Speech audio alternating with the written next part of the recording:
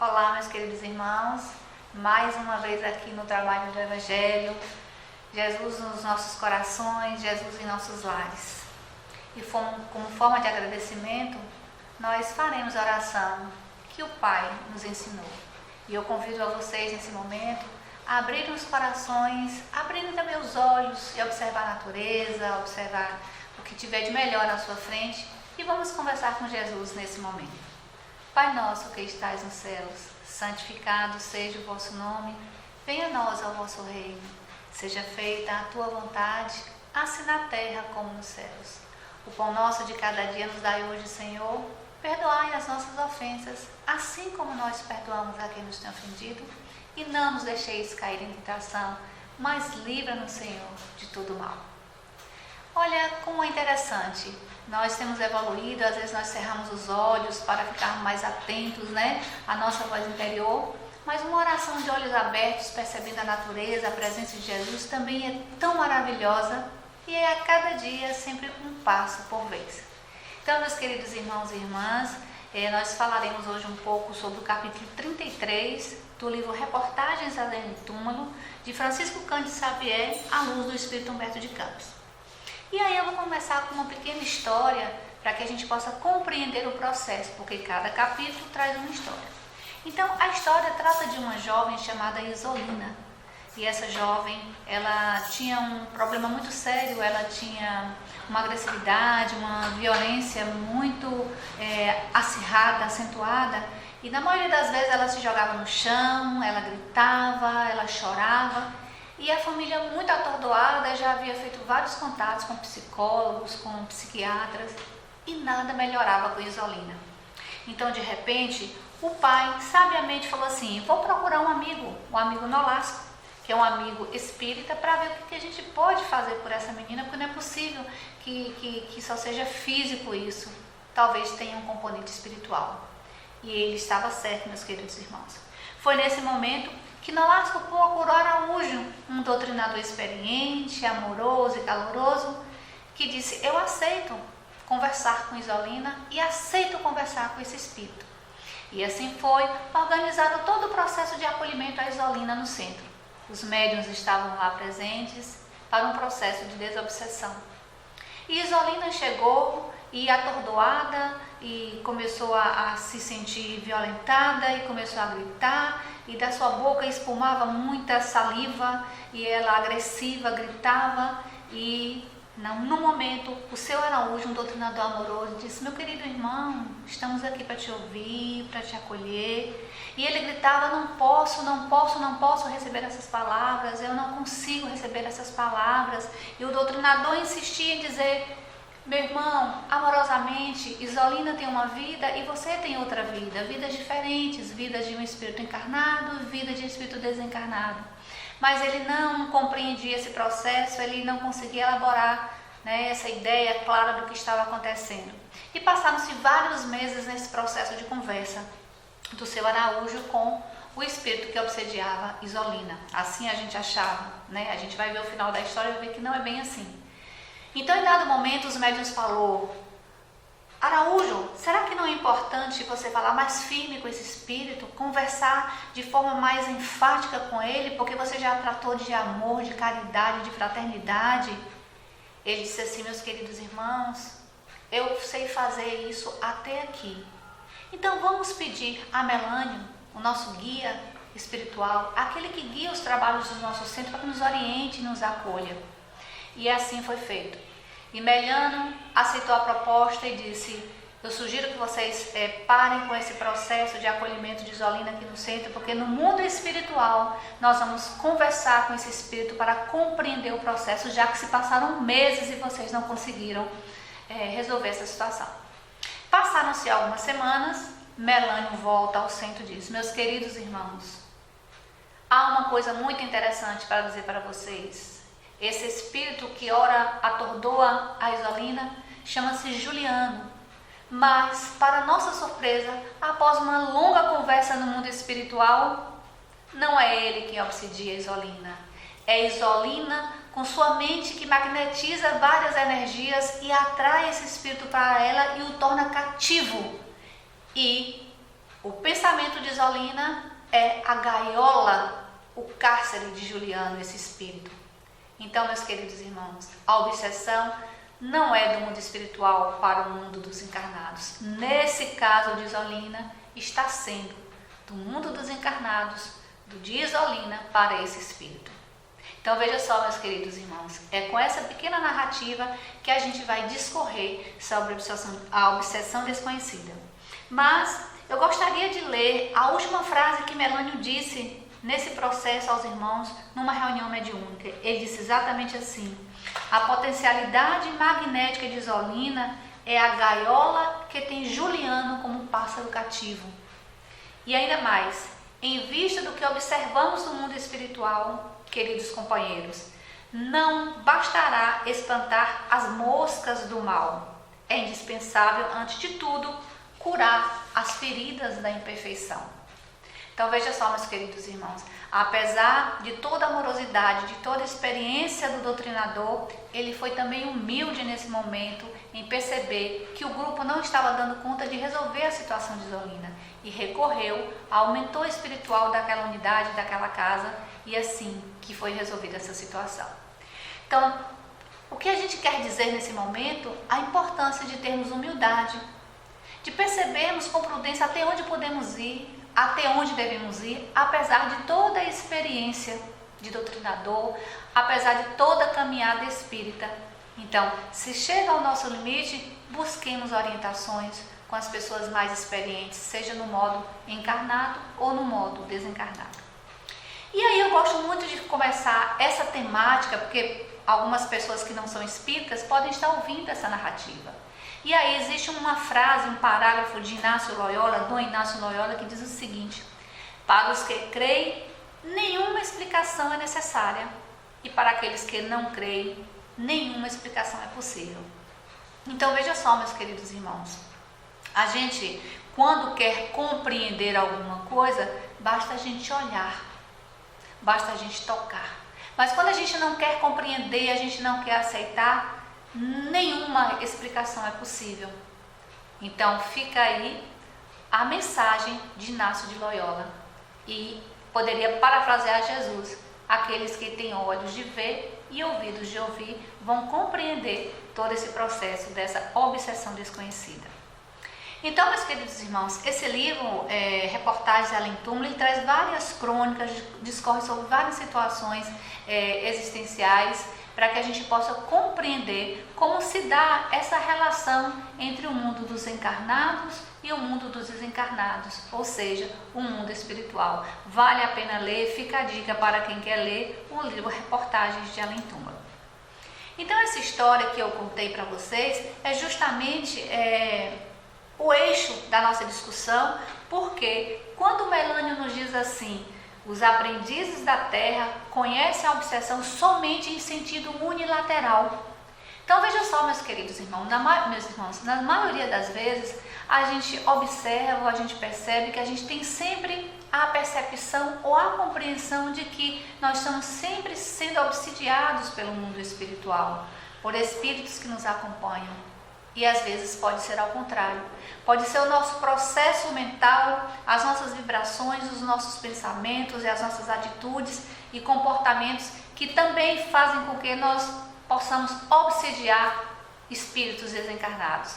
Então, que nós fiquemos atentos, além da auto-obsessão, daquele processo que a gente fica literalmente com os processos, de pensamento negativo, de pensamentos que vão denegrir a nossa imagem, num processo auto-obsessivo também, e que aí vai ter também o componente espiritual.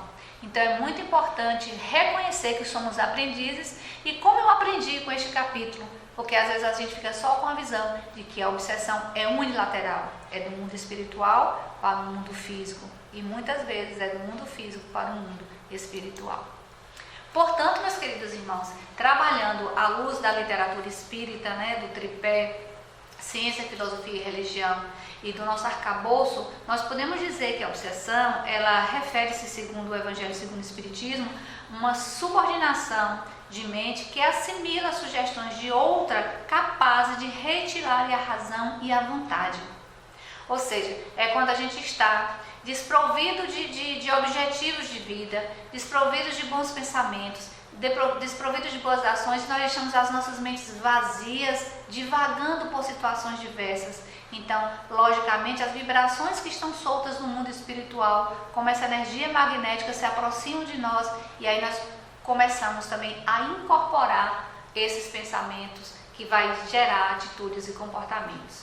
Portanto, é importante compreender que a gente pode confundir, inclusive, obsessão com possessão. Na possessão, o organismo físico, ou seja, a pessoa fisicamente, fica temporariamente dominado pelo espírito agressor.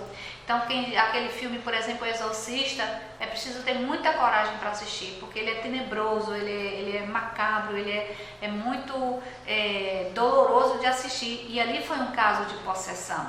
Então, nós espíritas não utilizamos esse vocabulário possessão. Para nós espíritas, o termo obsessão já dá conta de nos responder todas as questões que precisamos e também estudar os tipos de obsessão, colocadas por Kardec. E como é que a gente pode reconhecer uma obsessão? Já que a gente sabe que a obsessão é uma subordinação da nossa mente para determinada situação, aquele pensamento repetitivo, aquele pensamento que não sai o tempo inteiro da sua memória, dos seus pensamentos, dos seus comportamentos, das suas atitudes, das suas relações. Então, representa, segundo o Evangelho e segundo o Espiritismo, a insistência de um espírito em comunicar, queira você queira ou não. Então, é aquele momento que você está concentrado, pode ser numa reunião mediúnica, pode ser na sua casa, em um momento de oração, e aquele espírito se aproxima, claro que vai estar dentro do seu padrão vibratório, ele se aproxima e aí começa a lhe intuir, a mandar mensagens, e você começa a perceber que esse espírito quer se aproximar. Então, cabe ao médium, nesse processo, diferenciar, e compreender até onde é o meu pensamento e até onde eu estou sendo intuído, eu estou sendo manipulado. Por isso que um tripé do Espiritismo é a ciência e é o estudo. Então nós precisamos estudar para compreendermos, inclusive nos posicionarmos diante de qualquer atitude dos espíritos. Segundo, um outro ponto que a gente pode reconhecer como obsessão é quando há um impedimento, meus queridos irmãos e irmãs, impedimento de reconhecer a falsidade e a inadequação das comunicações recebidas. Então o médium, ele pode estar tão no processo de subjugação, de fascinação, que ele não reconhece a falsidade, ou seja, ele começa a falar como se fosse aquele espírito e na verdade não é, e ele reconhece aquilo como verdade. Seja por imaturidade, seja por falta de conhecimento, seja por falta de experiência. Então ele entra nesse processo obsessivo. E por fim, a gente reconhece uma pessoa obsidiada quando ela tem a infabilidade, ela acha que ela reconhece que a identidade é verdadeira daqueles espíritos que se comunicam, então ela não aceita que não seja verdade, que aquilo não seja uma comunicação de um espírito elevado, de um espírito bondoso, de um espírito amoroso, e que se você pegar nas entrelinhas o comportamento, a escrita ou a fala daquele espírito, a gente vai começar a observar que não é verdadeira aquela identidade ali colocada. Então, meus queridos irmãos, o Espiritismo requer de nós sempre seriedade, compromisso ético, moral e especialmente de estudos das obras espíritas. Então, a gente precisa compreender que a obsessão, ela tem associação com várias situações, com várias conformidades, se a gente pudesse assim dizer, Então, a obsessão está associada com a intensidade, o tipo e frequência dos nossos pensamentos, vibrações e decisões. Por exemplo, no Código de Trânsito, se beber, não dirija. Então, é uma decisão que eu preciso tomar. Se eu estou dirigindo, eu não devo beber, eu não posso beber. Então, se eu tomar a decisão contrária, eu vou ter uma resposta, não é verdade? Então, nós somos conscientes desse processo, nós somos conscientes dos resultados dessas atitudes. Então, a pergunta é, para que a gente possa impedir um processo obsessivo, para quem e como estão abrindo as nossas portas? Seja as nossas portas mentais, as nossas portas do coração, simbolicamente falando, ou as nossas portas de casa, do trabalho, do ambiente, porque não temos dúvida que que o ambiente também tem interferência sobre nós, porque não só ali estão, né, os espíritos encarnados, mas uma grande leva de espíritos também desencarnados que convivem conosco no cotidiano, nos apoiando, nos auxiliando, né, ou então nos obsidiando, ou ao contrário, nós os obsidiando. Então, meus queridos irmãos, o padrão da energia do ambiente no qual se vive e optamos por frequentar também é determinante. Então, outro exemplo, se em plena madrugada eu estou num bar em via pública, a gente sabe que a madrugada é para a gente descansar, para a gente dormir, para a gente relaxar, para outro dia ter uma vida saudável, mas eu insisto em estar em bares madrugadas, meia-noite. Então, o que pode acontecer, né, com essa situação? Eu vou estar sempre exposta, não só exposta às agressões, às questões físicas, de embate físico, como também espiritual, porque ali estão os espíritos também, que ainda em pouca evolução estão ali, né, para dragar o fumo, o álcool, né, e esse processo todo faz com que a gente fique envolvido também, e a obsessão vai cada vez mais tendo espaço em nossas vidas. Então a gente precisa sempre se perguntar para quem e como abrimos as nossas portas. Que vocês se façam essa pergunta nesse momento, para a gente compreender se nós temos junto a nós um processo obsessivo ou não. Também a obsessão, ela tem associação com as condutas éticas, morais, espirituais, sociais, né, das pessoas que escolhemos para conviver. Então, se eu escolho conviver, porque nós somos feitos de escolhas, se eu escolho para viver com uma pessoa que é violenta, uma pessoa que faz uso de drogadição, uma pessoa que não tem princípios éticos e morais, então eu estou coadunando com essa situação também. E ao contrário, se eu busco conviver com pessoas que eu considero elevadas espiritualmente, que estão no caminho da aprendizagem, que são humildes, são caridosos, eu também entro nessa circunstância de aprendizagem e posso romper com esse processo obsessivo, especialmente quando são espíritos enganadores, quando são espíritos, né, que a gente poderia considerar não elevados, espíritos ainda que têm condutas inadequadas e ruins. Mas uma coisa que eu chamo sempre a atenção em minhas falas é que não devemos espiritualizar o nosso existir. Então, às vezes, nós dormimos uma noite mal, porque nós comemos alguma coisa inadequada, ou porque ficamos até tarde nas telas, e no outro dia a gente não acorda bem e esquece dessa atitude e comportamento. Aí já espiritualiza: meu Deus, será que tem algum espírito perto de mim, provocando essa sensação de sonolência? Ai, que dor de cabeça, que cefaleia. Será que tem algum espírito aqui perto de mim, próximo à minha cabeça? Não, meus queridos irmãos, não podemos pensar assim, por isso nós precisamos ter cuidado para não espiritualizar. Como é que a gente tem cuidado para não espiritualizar? Observando as nossas condutas. Se existe uma conduta, né, principalmente antes de dormir, que é como Gandhi nos diz, né, a oração é a chave que abre a porta da noite, né, e também é que fecha a porta da manhã, quando a gente vai dormir, quando a gente abre para sair. Então, necessariamente, a oração nos permite fazer com que a gente possa elaborar um ambiente tranquilo, um ambiente de amorosidade. Quando a gente lembra dos nossos pais com carinho, das pessoas com quem a gente ama com carinho, tudo isso permite um clima que vai favorecer a união e a absorção de energias de espíritos também do bem, da amorosidade e da caridade. Então, cuidado, não podemos achar que tudo é do mundo espiritual. E aí, para falar desse processo de obsessão, a gente não poderia deixar de dizer, né, do campo de estudo de Kardec, dos tipos de obsessão. Por quê? Porque existe uma intensidade, existe uma valoração, existe um exercício da obsessão. E aí nós podemos citar pelo menos os três tipos mais citados, né, no Livro dos Médiuns. Vocês podem visitar o capítulo 23 do Livro dos Médiuns, que fala sobre os tipos de obsessão. Então nós podemos citar aqui nesse momento, meus queridos irmãos, a obsessão simples.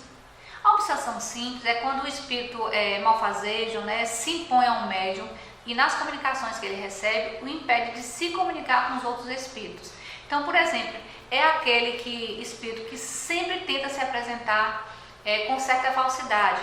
Então ele se identifica como tal, eu sou tal pessoa e vivi em tal período e sou assim. Então, quando a gente vai buscar aquelas identidades descritas por ele, a gente vê que não é verdade. Por isso que o espiritismo ele tem que ser realizado, executado de forma séria, com o tripé de ciência, filosofia e religião, e eu ainda digo de pesquisa, porque a gente precisa ampliar o olhar para observar, compreender e ter clara a veracidade daquele espírito que se comunica, tanto pelo tom de voz, como pela grafia, como pelos textos, e isso a gente vai aprendendo no cotidiano. Então esse é o tipo de obsessão, que é uma obsessão mais simples, e que a gente pode reconhecer e que a gente pode ir dissipando, conversando com esses espíritos, né, para que eles possam, né, galgar o seu espaço e deixar o médium trabalhar de forma séria. Também temos a fascinação.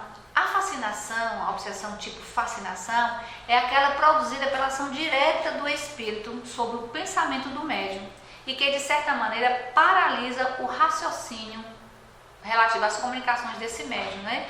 Então, o médium fascinado é aquele que não acredita que está sendo enganado. Por exemplo, é um médium que é de psicografia, aí ele inventa que vai existir um fenômeno que ele vai psicografar com o dedo. E a gente sabe que isso não existe, meus irmãos. O espiritismo não é mágica, o espiritismo é ciência, o espiritismo é comprovação da existência do mundo espiritual. Então ele insiste em dizer que vai psicografar com o dedo e na próxima reunião psicografa, na próxima reunião, e essa reunião nunca vai acontecer, e essa psicografia também nunca vai acontecer. E ainda o médium não se sensibiliza para perceber que aquilo não é uma verdade, né? Que é um espírito que tem uma fascinação e o médium está tão subordinado àquela situação, a mente mediúnica dele está tão subordinada àquela fascinação que ele acaba acreditando ser verdade e vai à frente com esse processo.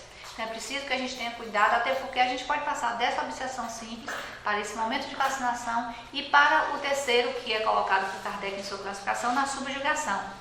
Esse é muito interessante, essa fase da obsessão. Por quê? Porque é uma situação, meus queridos irmãos e irmãs, que paralisa a vontade daquele que sofre, né, e o faz agir de mau grado. Por exemplo, a pessoa fica num processo obsessivo tão intenso que, apesar dele ter uma característica física simples, delicada, não muito robusta, mas ele se vê como uma pessoa grande, bonita, e ele se coloca para as pessoas assim, e ele começa a se dirigir para as pessoas assim, como se fosse uma situação real. Então ele está no processo de subjugação mental total. É quando o espírito domina totalmente a mente daquela pessoa que não estuda, aquela pessoa que não presta atenção nas suas atitudes, nos seus atos, no seu comportamento, no seu padrão de vibração, e permite que espíritos possam, né, dominar a mente, fazer com que ele tenha atitudes que todas as pessoas que estão olhando observam que são atitudes inadequadas, comportamentos inadequados e, pior, não verdadeiros. Então, quem quiser aprofundar sobre essa temática, visite o capítulo 23 do Livro dos Médiuns, que vocês vão ver Kardec descrever, inclusive com vários exemplos, que nesse momento não dá para, porque nós temos pouco tempo, mas eu acho que ficou pelo menos claro esses tipos de obsessão simples, fascinação, subjugação, e como nós podemos abrir as nossas portas para esse processo acontecer conosco. Eu espero que não aconteça com ninguém, porque o espírita que é sério, o espírita que é comprometido, ele estuda, ele lê, ele pergunta. Se ele não sabe, ele pergunta ao irmão que sabe um pouco mais, no processo de humildade, e assim é que devemos evoluir, né, no espiritismo, para que o nosso movimento continue sério, como ele sempre foi e como ele sempre será. Então vamos estudar, meus queridos irmãos. Então, a gente vai encontrar ainda lá no Evangelho segundo o Espiritismo que o obsediado, ele, na maioria das vezes, eles são vítimas de uma vingança cujo motivo se encontra em uma existência anterior e associado ao seu proceder. Mas observe que quando eu falo vítima, e eu contei a história inicialmente do capítulo 33, lá do reportagem no túmulo, vocês observam que a vítima aí não era Isolina, não era a pessoa encarnada, o espírito encarnado vivendo neste planeta, né? Era o espírito que estava sendo vítima. Então a gente precisa também ter esse cuidado quando a gente se coloca como vítima de situação e, na verdade, a vítima é o outro. Portanto, a obsessão também é a ação persistente de um espírito que exerce sobre o indivíduo o seu magnetismo, fazendo com que ele tenha atitudes, comportamentos e pensamentos pertinentes àquele espírito que naquele momento se acopla, né, a essa pessoa pelo pelo elo da vibração e do pensamento, e aí evolui para atitudes e comportamentos. Portanto, a gente pode considerar que a obsessão, ela é sempre imperfeição moral, meus queridos irmãos. E quando a gente fala em imperfeição moral, a gente não está falando de coisas graves, não. Mas, por exemplo, a imperfeição moral de desejar mal ao outro, né?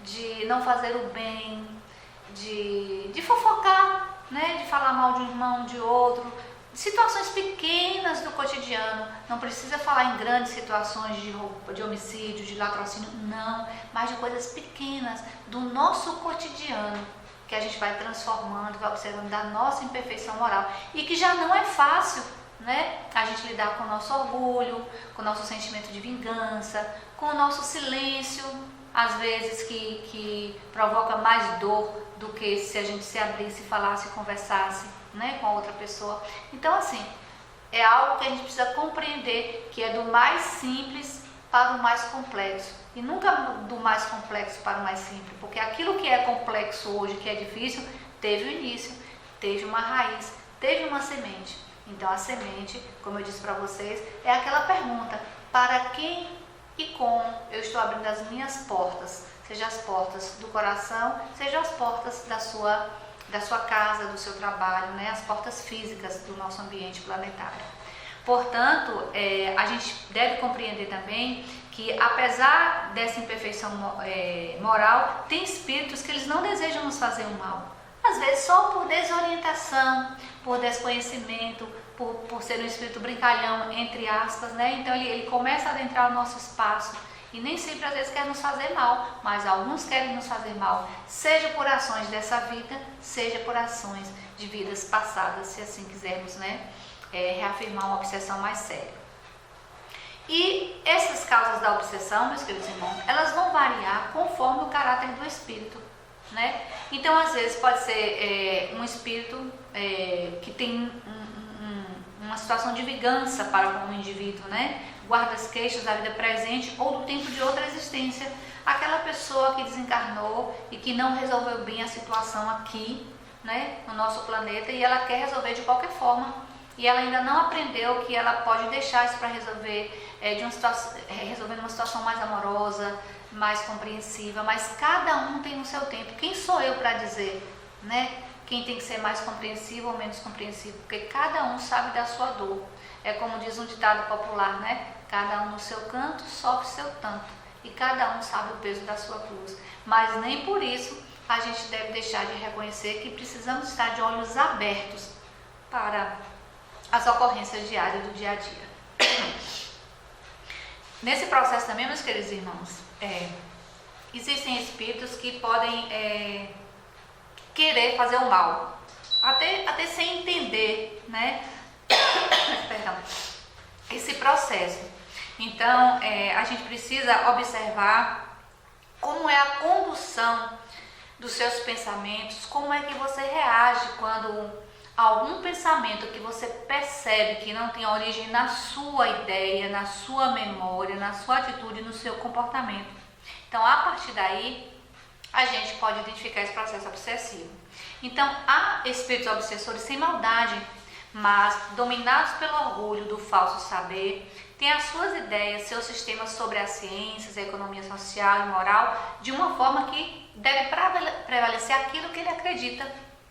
E é por isso que a gente precisa sempre estar estudando as obras espíritas, para que a gente compreenda que existem várias situações que exemplificam os processos obsessivos, e com o processo da exemplificação nós vamos observando e aprendendo, porque não basta só ter conhecimento, né? A leitura, o estudo, ele é importante, mas também é importante ter a experiência. Então, um coordenador de uma reunião mediúnica, por exemplo, não pode ser uma pessoa que não tem experiência. Além de estudar, essa pessoa deve ter aquele processo de conhecimento e de jeito sobre o processo de acolhimento amoroso a esse espírito, porque a principal regra para atender a pessoa no processo de obsessão é ter amorosidade e não julgamento. Então, se você tem esses dois elementos, amorosidade e não julgamento, e está estudando as obras espíritas, e está no trabalho cotidiano em um centro espírita, você pode começar a perceber e ajudar nos centros, né, nesse processo de desobsessão. E aí vai, né, a depender do dirigente e dos trabalhos que realizam nas casas espíritas. Mas existe uma coisa muito importante que está escrito lá no Livro dos Médiuns, na sua versão do ano 2017, na página 371, que diz assim: não devemos atribuir à ação direta dos espíritos todas as contrariedades que se possa experimentar, as quais, não raro, decorrem da negligência, da falta de atenção ou imprudência da pessoa. Então veja só, aquele exemplo que eu dei no início, Kardec agora trouxe em forma de texto, muito bem elaborado, que é dizer: não espiritualize as situações. Eu tenho que me perguntar, quando é que eu fui negligente? Quando é que eu fui omisso? Quando é que eu deixei de ter uma prática que beneficiasse o outro, para beneficiar a mim? E lembrar, meus queridos irmãos, que quando a gente fala nessa prática de beneficiar o outro, não a mim, não é que a gente tenha que ficar sempre à espera, né, sempre ajudando os outros e não percebendo as nossas deficiências. Ao contrário, porque o Espiritismo propõe justamente a reforma íntima. Nós só vamos evoluir quando nós percebemos as nossas dificuldades, trabalhamos as nossas mazelas, o que não é fácil. E é sempre assim, um passo por vez.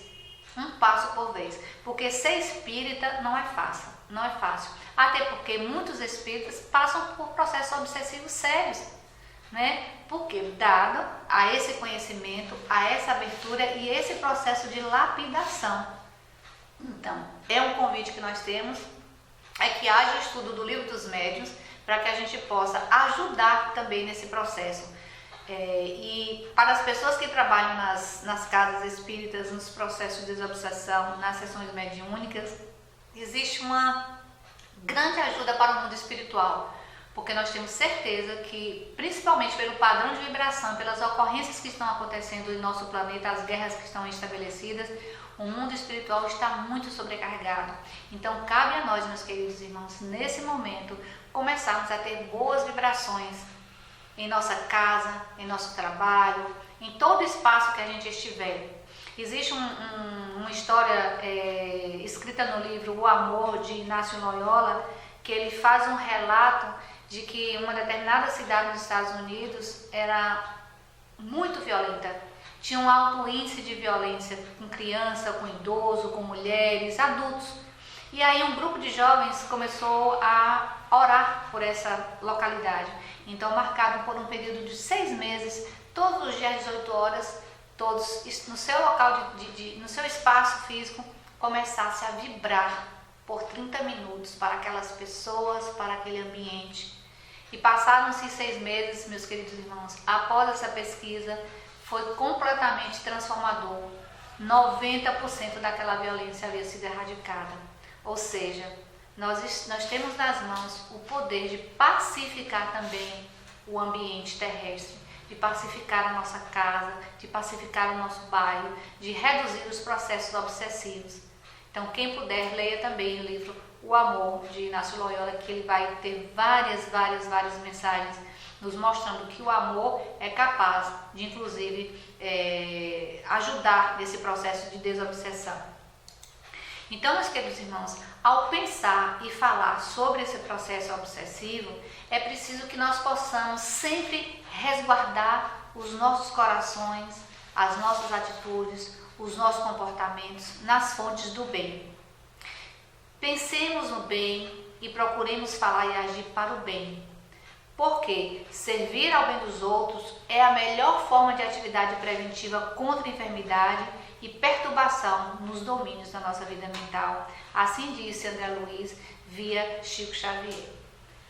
Portanto, meus queridos irmãos, para finalizar, eu gostaria de dizer que esse tema, ele nos remete a um chamado muito importante. Que a gente faça essa reflexão diária. Porque, como nos diz um filósofo alemão chamado Heidegger, é no cotidiano do existir que nós encontramos o sentido para a vida. o sentido para as coisas, o sentido para a realização. E nesse momento, eu quero finalizar fazendo uma pergunta para você que me ouve nesse momento. Qual o sentido que você está buscando para a sua vida? E quando eu falo de sentido, é o questionamento ético, moral, social e amoroso. Ou seja, o que me faz ser uma pessoa melhor? Esse é o sentido que deve ser buscado. Que Jesus nos abençoe, nos ilumine. Muito obrigada e viva Jesus em nossos corações.